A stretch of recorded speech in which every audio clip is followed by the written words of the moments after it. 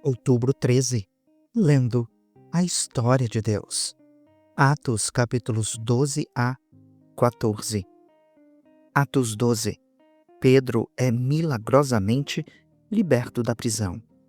Nessa ocasião, o rei Herodes prendeu alguns que pertenciam à igreja com a intenção de maltratá-los e mandou matar à espada Tiago, irmão de João. Vendo que isso agradava aos judeus, prosseguiu, prendendo também Pedro durante a festa dos pães sem fermento. Depois de prendê-lo, lançou-o no cárcere e designou 4 escoltas de 4 soldados, cada uma para guardá-lo. Herodes pretendia submetê-lo a julgamento público depois da Páscoa. Pedro, então, ficou detido na prisão, mas a igreja orava intensamente a Deus por ele. Na noite anterior ao dia em que Herodes iria submetê-lo a julgamento, Pedro estava dormindo entre os 2 soldados, preso com 2 algemas, e sentinelas montavam guarda à entrada do cárcere. Repentinamente, apareceu um anjo do Senhor e uma luz brilhou na cela. Ele tocou no lado de Pedro e o acordou. "Depressa, levante-se", disse. Então, as algemas caíram dos punhos de Pedro. O anjo lhe disse: "Vista-se e calce as sandálias." Pedro assim o fez, e o anjo ainda lhe disse: "Ponha a capa e siga-me." Quando ele saiu, Pedro o seguiu, mas não sabia que era real o que se fazia por meio do anjo. Tudo lhe parecia uma visão. Passaram pela primeira e pela segunda guardas e chegaram ao portão de ferro que dava para a cidade. Este se abriu por si mesmo para eles e passaram. Tendo saído, caminharam ao longo de uma rua e, de repente, o anjo o deixou. Então, Pedro caiu em si e disse: "Agora sei, sem dúvida alguma, que o Senhor enviou o seu anjo e me libertou das mãos de Herodes e de tudo o que o povo judeu esperava." Percebendo isso, ele se dirigiu à casa de Maria, mãe de João, também chamado Marcos, onde muita gente havia se reunido e estava orando. Pedro bateu na porta de alpendre e uma criada chamada Rode veio atender. Ao reconhecer a voz de Pedro, tomada de alegria, ela correu de volta, sem abrir a porta, e exclamou: "Pedro está aqui." "Você perdeu o juízo", disseram. No entanto, ela insistia ao afirmar que era Pedro. Então disseram: "Deve ser o anjo dele." Pedro, no entanto, continuou batendo. Quando abriram a porta e o viram, ficaram perplexos. Ele, porém, fazendo sinal com a mão para que se calassem, descreveu como o Senhor o havia tirado da prisão e disse: "Contem isso a Tiago e aos irmãos." Então, saiu e foi para outro lugar. De manhã, não foi pequeno o alvoroço quanto ao que tinha acontecido a Pedro. Fazendo uma busca completa e não o encontrando, Herodes fez uma investigação entre os guardas e ordenou que fossem executados. A morte de Herodes. Depois, Herodes foi da Judéia para Cesareia e permaneceu ali durante algum tempo. Ele estava muito irado contra o povo de Tiro e Sidom. Contudo, estes haviam se reunido e procuravam ter uma audiência com ele. Tendo conseguido o apoio de Blasto, homem de confiança do rei, pediram paz, porque dependiam das terras do rei para obter alimento. No dia marcado, Herodes, vestido de trajes reais, sentou-se no trono e fez um discurso ao povo. Eles começaram a gritar: "É voz de um Deus, não de homem." Visto que Herodes não glorificou a Deus, imediatamente um anjo do Senhor o feriu, e ele morreu comido por vermes. Entretanto, a palavra de Deus continuava a crescer e a espalhar-se. A missão de Barnabé e Saulo. Tendo terminado a sua missão, Barnabé e Saulo voltaram a Jerusalém, levando consigo João, também chamado Marcos. Atos 13. Na igreja de Antioquia havia profetas e mestres: Barnabé, Simão, chamado Níger, Lúcio, de Cirene, Manaém, que fora criado com Herodes, o tetrarca e Saulo. Enquanto adoravam ao Senhor e jejuavam, o Espírito Santo disse: Separem Barnabé e Saulo para a obra a que os tenho chamado. Assim, depois de jejuar e orar, impuseram-lhes as mãos e os enviaram. Em Chipre. Enviados pelo Espírito Santo, desceram a Seleucia e dali navegaram a Chipre. Chegando a Salamina, proclamaram a palavra de Deus nas sinagogas judaicas. João estava com eles como auxiliar. Viajaram por toda a ilha até que chegaram a Pafos. Ali encontraram um judeu chamado Bar-Jesus, que praticava magia e era falso profeta. Ele era assessor do procônsul Sérgio Paulo. O procônsul, homem inteligente, mandou chamar Barnabé e Saulo, porque queria ouvir a palavra de Deus. Entretanto, Elimas, o mágico, que é o significado do seu nome, opôs-se a eles e tentava desviar da fé o procônsul. Então, Saulo, também chamado Paulo, cheio do Espírito Santo, olhou firmemente para Elimas e disse: Filho do diabo e inimigo de tudo o que é justo, você está cheio de toda espécie de engano e maldade. Quando vai parar de perverter os retos caminhos do Senhor? Saiba agora que a mão do Senhor está contra você e você ficará cego e incapaz de ver a luz do sol durante algum tempo. Imediatamente caíram sobre ele névoa e escuridão. Tateando, ele procurava quem o guiasse pela mão. O procônsul, vendo o que havia acontecido, creu profundamente impressionado com o ensino do Senhor. Em Antioquia da Pisídia de Pafos, Paulo e os seus companheiros navegaram a Perge, na Panfilha. João os deixou ali e voltou para Jerusalém. De Perge, prosseguiram até Antioquia da Pisídia. No sábado, entraram na sinagoga e sentaram. Depois da leitura da lei e dos profetas, os líderes da sinagoga lhes mandaram dizer: Irmãos, se vocês têm uma mensagem de encorajamento para o povo, falem. Pondo-se em pé, Paulo fez sinal com a mão e disse: Israelitas e gentios, tementes a Deus, ouçam-me. O Deus do povo de Israel escolheu os nossos antepassados e exaltou o povo durante a sua permanência na terra do Egito. Com grande poder, os fez sair daquele país e os aturou no deserto cerca de 40 anos. Ele destruiu 7 nações em Canaã e deu a terra delas como herança ao seu povo. Tudo isso levou cerca de 450 anos. Depois disso, ele lhes deu juízes até o tempo do profeta Samuel. Então, o povo pediu um rei, e Deus lhes deu Saul, filho de Quis, da tribo de Benjamim, que reinou 40 anos. Depois de rejeitar Saul, levantou-lhes Davi como rei, sobre quem testemunhou: Encontrei Davi, filho de Jessé, homem segundo o meu coração. Ele fará tudo o que for da minha vontade. Da descendência desse homem, Deus trouxe a Israel o Salvador, que é Jesus, como havia prometido.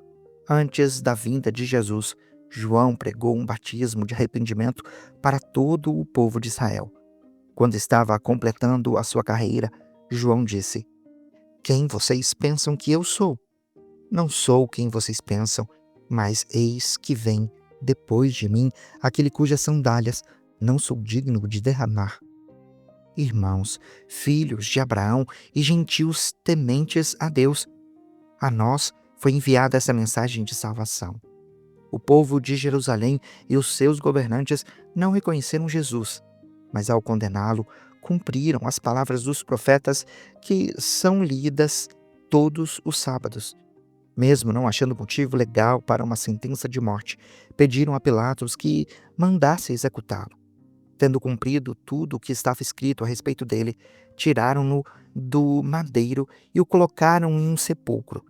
Deus, porém, o ressuscitou dentre os mortos, e por muitos dias ele foi visto por aqueles que tinham ido com ele da Galiléia a Jerusalém. Estes agora são testemunhas de Jesus para o povo. Nós lhes anunciamos as boas novas, o que Deus prometeu aos nossos antepassados.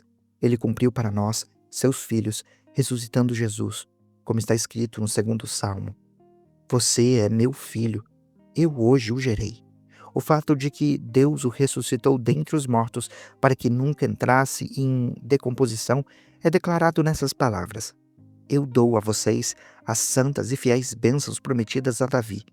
Assim, ele diz em outra passagem: não permitirás que o teu santo sofra decomposição. Tendo, pois, Davi servido ao propósito de Deus na sua geração, adormeceu, foi sepultado com os seus antepassados e o seu corpo se decompôs. Contudo, aquele a quem Deus ressuscitou não sofreu decomposição. Portanto, meus irmãos, quero que saibam que por meio de Jesus é proclamado o perdão dos pecados a vocês e de todas as coisas que não podiam ser justificadas pela lei de Moisés. Por meio dele, todo aquele que crê é justificado. Portanto, tenham cuidado para que não aconteça o que disseram aos profetas: olhem, escarnecedores, admirem-se e pereçam, pois nos dias de vocês farei algo que jamais creriam, se lhes fosse contado. Quando Paulo e Barnabé estavam saindo da sinagoga, o povo os convidou a falar mais a respeito dessas coisas no sábado seguinte.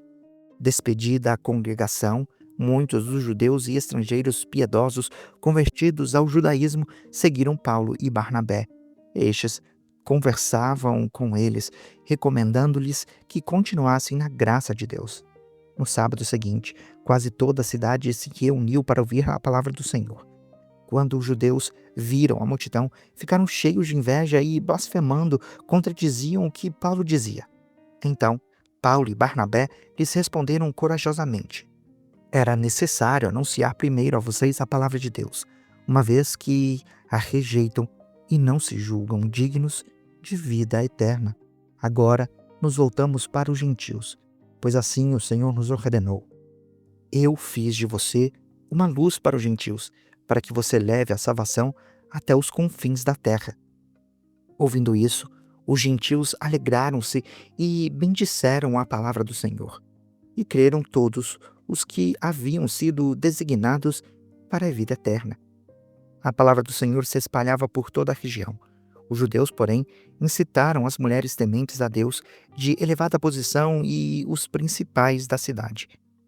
Eles provocaram a perseguição contra Paulo e Barnabé, os expulsaram da sua região. Estes sacudiram a poeira dos pés em protesto contra eles e foram a Icônio. Os discípulos continuavam cheios de alegria e do Espírito Santo. Atos 14, em Icônio. Em Icônio, Paulo e Barnabé, como de costume, foram à sinagoga judaica. Ali falaram de tal modo que creu uma grande multidão de judeus e de gregos. Contudo, os judeus que haviam se recusado a crer incitaram os gentios e envenenaram a mente deles contra os irmãos. Paulo e Barnabé passaram bastante tempo ali, falando corajosamente do Senhor que confirmava a mensagem de sua graça, realizando sinais e maravilhas pelas mãos deles. O povo da cidade ficou dividido. Alguns estavam a favor dos judeus e outros a favor dos apóstolos. Formou-se uma conspiração de gentios e judeus, com os seus líderes, para maltratá-los e apedrejá-los. Quando eles souberam disso, fugiram para as cidades licaônicas de Listra e Derbe e os seus arredores, onde continuaram a pregar as boas novas. Em Listra e Derbe. Em Listra havia um homem paralítico dos pés, aleijado desde o nascimento, que vivia ali sentado e nunca tinha andado. Ele ouvira Paulo falar, quando Paulo olhou diretamente para ele e viu que o homem tinha fé para ser curado. Disse em alta voz: levante-se, fique em pé. Com isso, o homem deu um salto e começou a andar. Ao ver o que Paulo fizera, a multidão começou a gritar em língua licaônica: os deuses desceram até nós em forma humana. A Barnabé chamavam Zeus e a Paulo Hermes, porque era ele o portador da palavra. O sacerdote de Zeus, cujo templo ficava diante da cidade, trouxe bois e coroas de flores à porta da cidade porque ele e a multidão queriam oferecer-lhes sacrifícios. Ouvindo isso, os apóstolos Barnabé e Paulo rasgaram as roupas e correram para o meio da multidão gritando: Homens, por que vocês estão fazendo isso? Nós também somos humanos como vocês. Estamos trazendo boas novas a vocês, dizendo que se afastem dessas coisas vãs e voltem para o Deus vivo, que fez o céu, a terra, o mar e tudo que neles há. No passado, ele permitiu que todas as nações seguissem os seus próprios caminhos. Contudo, Deus não ficou sem testemunho, mostrou sua bondade, dando a vocês chuva do céu e colheitas no tempo certo, concedendo-lhes sustento com fartura e um coração cheio de alegria. Apesar dessas palavras, eles tiveram dificuldade para impedir que a multidão lhes oferecesse sacrifícios. Então, alguns judeus chegaram de Antioquia e de Icônio e instigaram as multidões. Apedrejaram Paulo e o arrastaram para fora da cidade, pensando que estivesse morto. Mas, quando os discípulos se ajuntaram em volta de Paulo, ele se levantou e voltou à cidade. No dia seguinte, partiu com Barnabé para Derbe. O retorno para Antioquia da Síria. Pregaram as boas novas naquela cidade e fizeram muitos discípulos. Então, voltaram para Listra, Icônio e Antioquia, fortalecendo os discípulos e encorajando-os a permanecer na fé, dizendo: é necessário que passemos por muitas tribulações para entrarmos no reino de Deus. Paulo e Barnabé designaram-lhes presbíteros em cada igreja e, com oração e jejum, os encomendaram ao Senhor em que haviam confiado. Passando pela Pisídia, chegaram em Panfilha e, tendo pregado a palavra em Perge, desceram a Atália. De Atália, navegaram de volta a Antioquia, onde tinham sido recomendados à graça de Deus para a missão que agora haviam completado. Quando chegaram, reuniram a igreja e relataram tudo o que Deus tinha feito por meio deles e como abrir a porta da fé aos gentios. E ficaram ali muito tempo com os discípulos. Você acabou de acompanhar a Bíblia 365, lendo a história de Deus. Se você quer acompanhar com outra versão bíblica, registrar a sua leitura, dar sugestões, participar de nosso grupo no WhatsApp ou até mesmo fazer pedidos de oração, acesse sempre www.abiblia365.com.br e lembre-se sempre, em leituras diárias, confortaremos e fortaleceremos a nossa fé.